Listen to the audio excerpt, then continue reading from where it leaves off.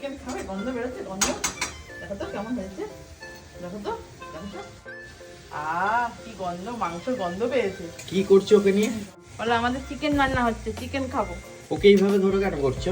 এই তো চিকেন খাবে, ওর জন্য চিকেন রান্না হচ্ছে।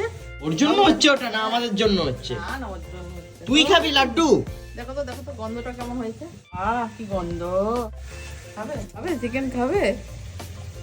চুপচাপ রয়েছে, ও ভাবছে কি হচ্ছে আমাকে নিয়ে।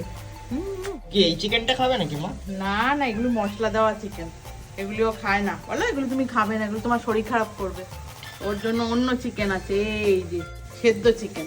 ওর জন্য এই চিকেনটা? হ্যাঁ, ওর জন্য সেদ্ধ চিকেন। ওকেও রান্না শিখিয়ে দাও তাহলে, তারপর দিয়ে ও রান্না করবে।